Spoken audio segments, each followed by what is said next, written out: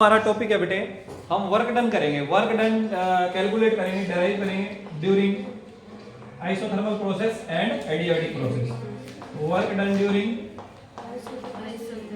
Isothermal process कर लेते हैं पहले, फिर एडियाबैटिक का कर लेंगे।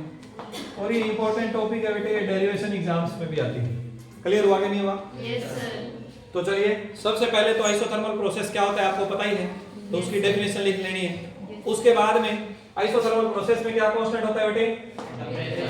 T कांस्टेंट होता है। और जब T कांस्टेंट होता है तो हम ये कह सकते हैं ना, PV is equal to constant. अरे बच्चों कह सकते हो कि नहीं कह सकते? Yes sir. P1 V1 बराबर P2 V2 भी कह सकते हो ना? Yes sir. ठीक है, चलिए थोड़ा आगे बढ़ते हैं। वर्क डन की बात कर रहे हैं बेटे, किसकी बात कर रहे हैं? Work done. ये मान लीजिए हमारे पास एक सिस्टम है, एक गैसियस सिस्टम, इसमें कोई गैस है। ये यहाँ पर है हमारे पास पिस्टन, ये क्या है? पिस्टन। पिस्टन। अगर ये पिस्टन एक प्रेशर वॉल्यूम P1 V1 से दूसरे प्रेशर वॉल्यूम P2 V2 तक जा रहा है, टेम्परेचर कांस्टेंट है बेटे, यहाँ भी T यहाँ भी T, तभी तो आइसोथर्मल प्रोसेस है। Yes sir. ठीक है, ये पिस्टन यहाँ से इधर चला गया। क्लियर हो गई बात? ये इसमें चेंज आ गया, वॉल्यूम बढ़ गया।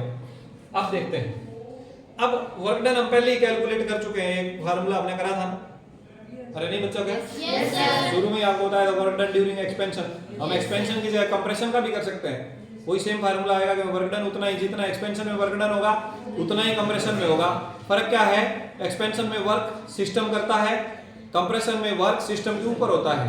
क्लियर हुई? Yes sir. आगे बढ़ते हैं। क्योंकि हमें पता है work done during expansion is given by integration of P dV V1 to V2। क्या ये पता है कि नहीं पता है? Yes sir. Very good. अब देखो बच्चे, P into V कांस्टेंट है ना? Yes sir. ठीक है, एज, चलो हम स्टेप में करते हैं, as PV is equal to nRT। Yes sir. तो P बराबर क्या आ जाएगा? nRT divided by V। अगर हम ये वैल्यू यहाँ पुट कर दें तो W इज इक्वल टू क्या आ जाएगा बच्चों? इंटीग्रेशन P की जगह आ जाएगा nRT into dV by V। कोई दिक्कत? No sir. पक्की बात? Yes sir. ठीक है जी, nRT बाई V लिख दिया हमने, किसकी जगह? P की जगह। फाइन। अब देखो, अब nR और T तीनों ही कांस्टेंट है ना? Yes sir. टेंपरेचर तो कांस्टेंट ही रखना है, तो nR पहले ही कांस्टेंट है, इंटीग्रेशन से बाहर आ गया। अंदर कौन आ गया बच्चों? dV by V। अंदर कौन आ गया? dV by V। तो W इज इक्वल टू क्या आ गया बेटे? nRT बाहर, dV बाई V का इंटीग्रेशन क्या होता है? Natural log of V। नहीं, कल परसों भी एक दिन मैंने बताया था, जहां तक मुझे याद आ रहा है। dx बाई x का इंटीग्रेशन क्या होता है? Natural log of x।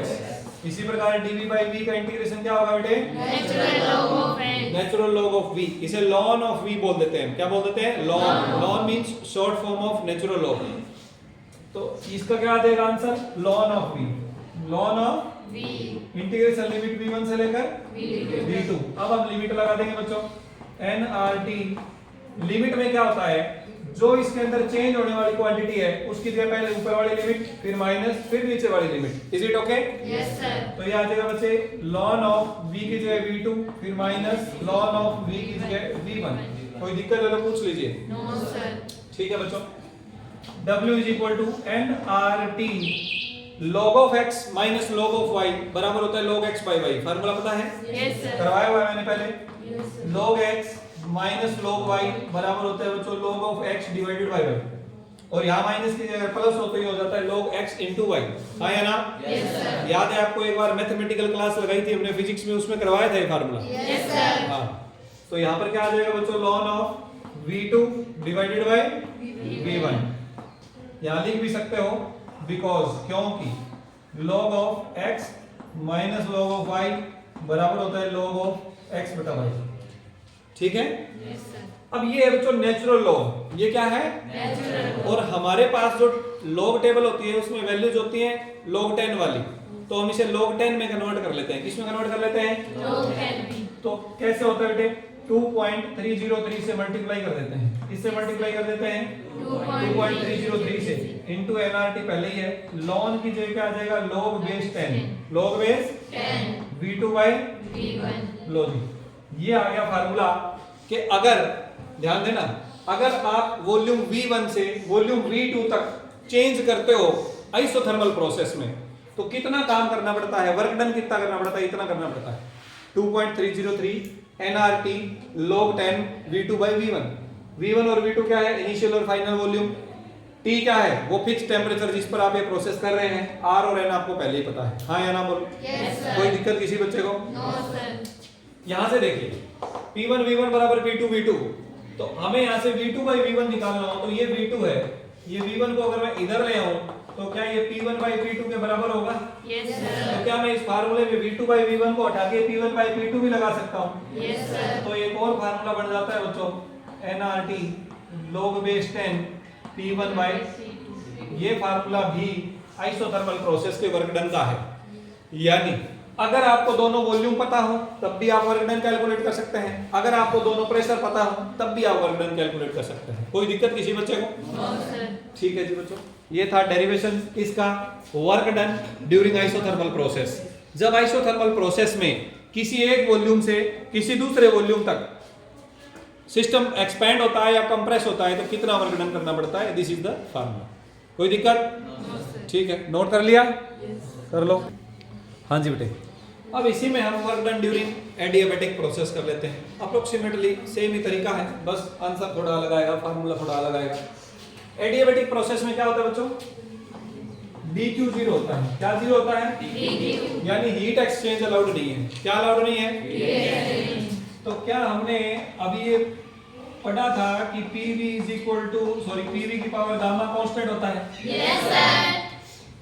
और क्या हम इसे ऐसा भी लिख सकते हैं P1 V1 की power gamma is equal to P2 V2 की पावर गामा।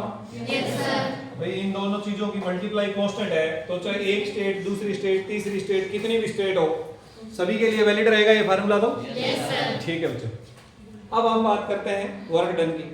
तो वही सेम सिस्टम मान लिया, फर्क सिर्फ क्या है कि पहले जो हमने सिलेंडर माना था उसकी वॉल्स कंडक्टिंग थी, अब क्या है, नॉन कंडक्टिंग। और वो वाला प्रोसेस स्लो होना था, ये फास्ट होना है।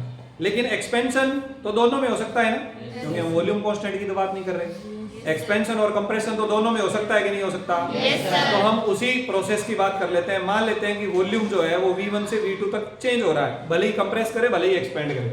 तो W इज इक्वल टू क्या आ जाएगा बच्चों, वर्क डन का फार्मूला तो कोई चेंज नहीं होगा, वही रहेगा integration of PdV from V1 to V2। हाँ या ना? Yes, sir.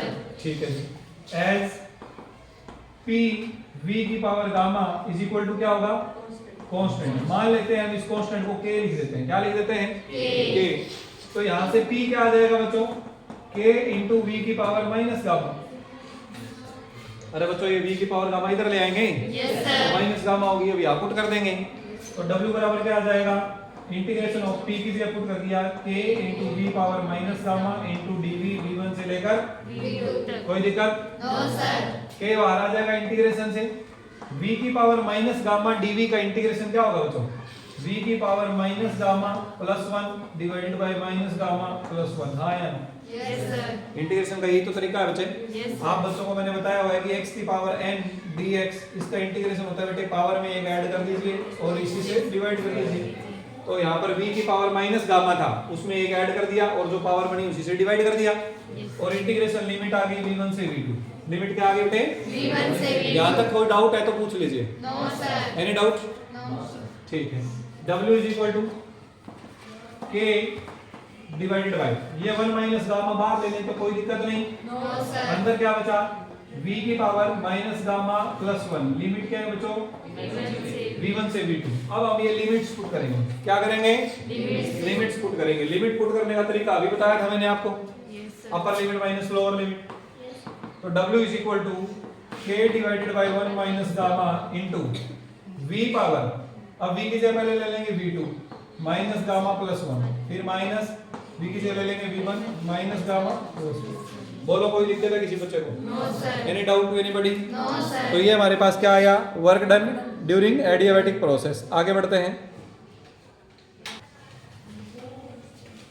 अब हमें इस k जो कांस्टेंट है इसकी वैल्यू के बारे में कुछ सोचना पड़ेगा। इधर देखो बेटे, इसी कांस्टेंट को हमने k बोला है ना, तो इसकी जगह यहाँ भी तो k आएगा, ये दोनों कांस्टेंट ही तो है।